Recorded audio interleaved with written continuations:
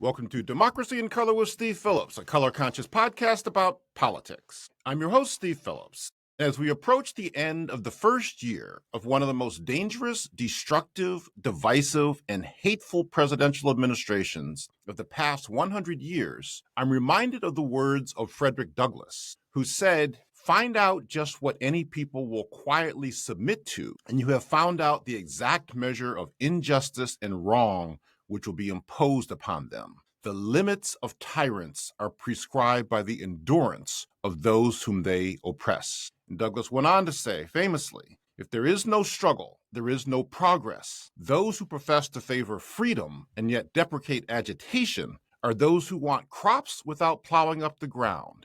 They want rain without thunder and lightning. They want the ocean without the awful roar of its many waters." And it's worth noting, heading into an election season next year, that in 1864, the Progressive Political Party didn't want Douglas campaigning for Abraham Lincoln's reelection because they feared Douglas's strong, truth-telling Black voice would turn off white voters, even though all the southern states had succeeded and there were no slaveholding states participating in the election. We're recording this episode just after an encouraging November election season. And as we look ahead to 2026, I'm holding Douglas's words close. Last month in New York City, voters hungry for authentic, unapologetic, progressive leadership turned out in record numbers to elect the Muslim socialist progressive as mayor of America's largest city. And now we face a strategic question.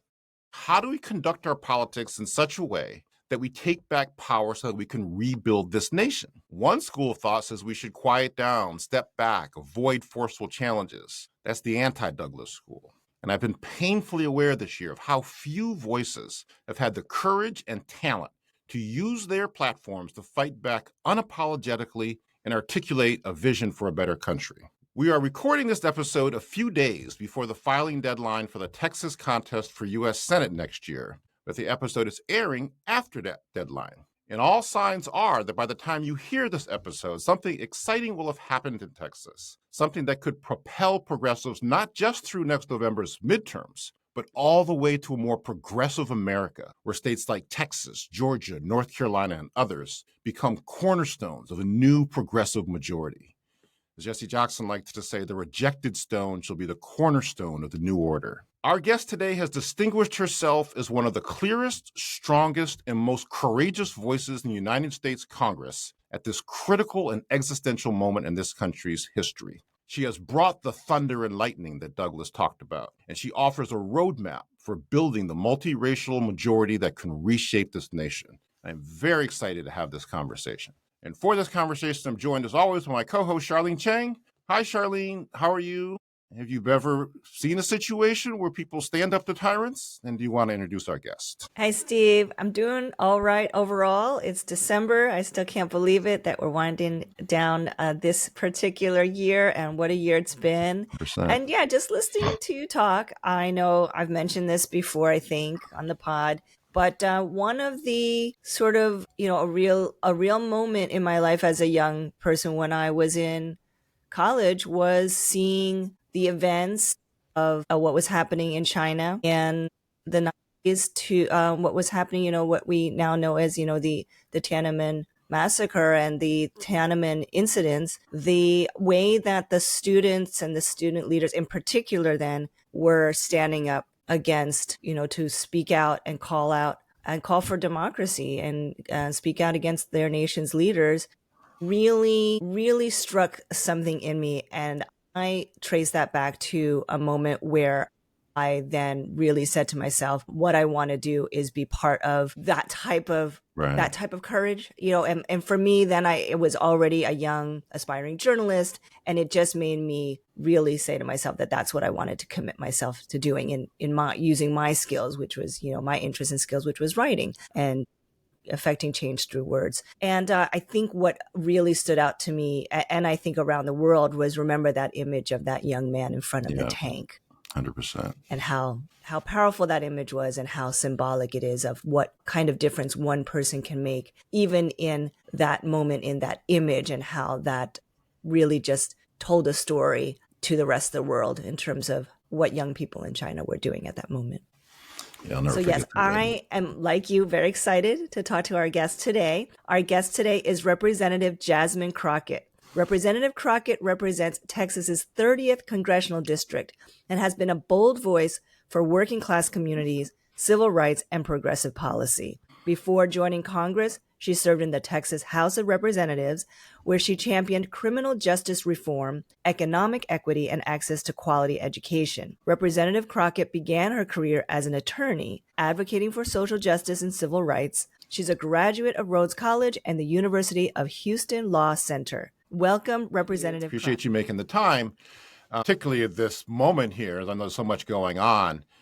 One of the reasons we really wanted to have you on is because of the voice that you've been trying to provide within this country. And it actually is you've taken a different approach from some other people in elected office. So as somebody who's on the front lines, how have you thought about the kinds of leadership that this moment requires? Yeah, I think that this moment requires fearlessness. I think that when you have a bully and they smell fear or they smell blood in the water, then they pounce. And I think that, as one of the phrases that the governor of California used over and over is that you've got to fight fire with fire. And we are at an existential point in this country. And so, what people see is how I authentically feel. And I think that that is why people tend to relate to me, because they're sitting at home and they're frustrated, but at least they know that I am sitting where the power is supposed to reside, and I'm frustrated too. Mm-hmm. And I think that it just makes me more human, that I'm not just kind of going through the motions and have some staffers that tell me I've got to say this or say it that way or do this or that, but instead I'm outraged. And frankly, I don't really care your political affiliation. If you're not outraged in this moment where we've lost over 1.1 million jobs in this country, and if there are those that don't believe we're in a recession, they absolutely know that we're headed to a recession, then frankly, I don't really know what you stand for if you're not outraged. Well, I, for one, am outraged, and I know I'm not alone. I wanted to ask you, you weren't always a career politician. You start off as a public defender, as I mentioned earlier when I was introducing you, and you were a public defender before forming your own civil rights law firm, right? I wanted to just quickly ask you, why did you ultimately decide to run for office in the first place? Yeah, so I got frustrated. So I did lots of criminal defense work, both paid as well as court appointed, as well as actually being in a public defender's office.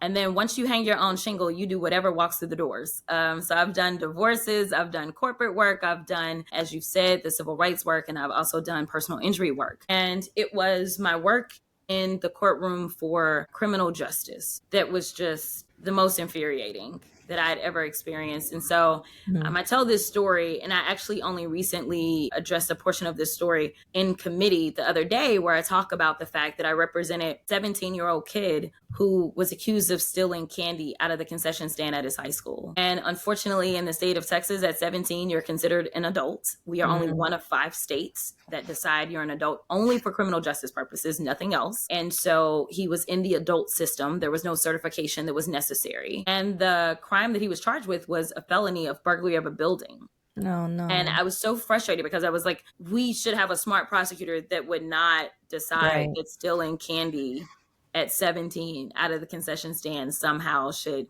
result in a felony. But the attorney that he had prior to me put him on probation. Ultimately, he violated that probation for what we call technical violations. He didn't pick up any new charges. He didn't have any dirty UAs, but he wasn't able to pay his fines. He wasn't able to show up to see his PO because he was relying on his mom, who was struggling, who would have to take off work to go get him there.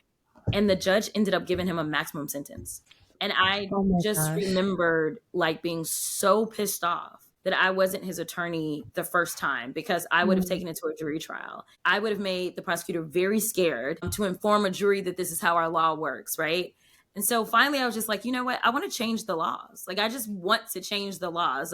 At some point in time, I thought maybe we should change the DA, but we have 254 counties in the state of Texas. So how many other counties are these injustices being carried out? And to continue to represent kids that were getting charged with felonies for having edibles, right? Because in the state of Texas, any sugar, any chocolate, any flour that is added to the actual flower of marijuana, that all is added up, and that is counted as weight. And so as they started to get into vape pens, as they started to get into Rice Krispie treats, here it was, I was getting kids, not saying that I condone what they were doing, but in my mind, they're doing kind of kid stuff. But somehow now they were getting charged with felonies. And it was more so luck of the draw where you were. And if you get charged with a felony drug crime, then when it comes down to going to college, you don't end up being able to get the financial aid. And so I was just, again, frustrated. So I will say that my frustration came from actually being in the work itself and believing that either these people had no idea what they were doing, or they were intentionally kind of creating the system that many people have been complained about for a very long time. And I felt like I was best equipped to go in and tinker and hopefully fix it a little bit, considering my actual experience in the courtroom. So we're recording this a few days before the filing deadline for the U.S. Senate seat in the Texas race, and you have a rally on Monday. And so without scooping your announcement, can you talk about what it takes to win in a state like Texas, in a state that a lot of people think of as conservative, but actually is a majority minority state, 61% of the people, 51% of the eligible voters. What do you think the voters of Texas are looking for in leadership? And how does somebody go about winning, as a Democrat, go about winning statewide in Texas? Yeah, so I mean, this is a really tough question. As you know, Steve, I'm sure you have watched, as many people have, as I've consistently gone back and forth. Number one, you have to be fearless again, right? Because there's a lot of people that don't believe in Texas. As someone who served in the state house during the census, I know the numbers, and you've laid it out. We are a majority minority state. And frankly, right now, we have an administration that is attacking every single minority that you can think of. And so, in my opinion, the environment is definitely ripe for people being upset and frustrated and scared. And it doesn't matter your immigration status, as we've seen that this administration has arrested a record number of U.S. citizens, as we know that the Constitution is seemingly being thrown out the window every single day, whether we're talking about immigration or whether we're talking about due process in general, no matter what it is, whether we're talking about their bombing boats or all kinds of stuff. So I say this, and finally, the economy, right? Like, we know that the economic harm is real. In addition to the fact, like, when I talk about the economy, I think about Texas and what our economy looks like. And we do trade big, really big. And right now, with the tariffs, that is impacting so many Texans, those in rural Texas as well as urban Texas. When we talk about healthcare, Texas has more uninsured people than any other state in this country. So, like, there are real basic things that we can talk about. And I think having those conversations and being able to be clear about when the other side wants to distract because they don't have a plan, when they decide that they want to go off about trans kids, or when they decide that they want to blame diversity, equity, and inclusion in a state that is majority minority. But more importantly, it takes being on the ground. It takes, number one, having the actual investments in the state of Texas. It takes investing in people of color and believing in them and explaining to them why you're going to be a champion that is going to make sure that economic opportunities, educational opportunities, housing opportunities are real for them, and focusing on what matters most to them and having those conversations. And frankly, I don't know if we've made those investments into people of color. What we do know is Republicans have. We do know Republicans spent a lot of money specifically on Latinos, specifically at the border, where Democrats weren't spending any, even though it was nothing but a hoodwink job, right? Like, they were conning so many people into believing that they cared about them. I think that we've got to actually go have real conversations. We got to meet people where they are. And I think that we've got to get a candidate that can excite people that feel like no party has ever been a party that has cared to do better by them. I think that I have the ability to do that. But, you know, numbers on a piece of paper are one thing, execution is another. And so for us, it's been thinking about everything. Like, how do we execute? How do we make these numbers a reality? And trying to figure that out in a state of 30 million with some of the most expensive media markets it's a challenge. But, you know, it's like December 8th, it is upon us. So I will have my mind made up. Right. Well, we know that you are so busy now because December 8th is not very, very close around the corner. And we really appreciate you having, taken some time out of your day today to join us today. So before we let you go, I wanted to wrap up one final question. When you're long retired, long time from now, we only have about 1 minute, actually. because we need to In 1 minute, for as long as possible. When you're looking back at this chapter of your life, what do you hope that you'll have accomplished, and what legacy do you hope to leave? Just one sentence, just for fun. For me, I think it's about inspiring future generations and making them believe that there is nothing that they can't accomplish. If I have just one kiddo that says that they remember watching me as a kid, and because of that, they ended up doing something that somebody told them was impossible, then I think that I would have lived my life in the most fullest way. I think there will be more than one. Thank you so much, Congresswoman, for joining us. Absolutely.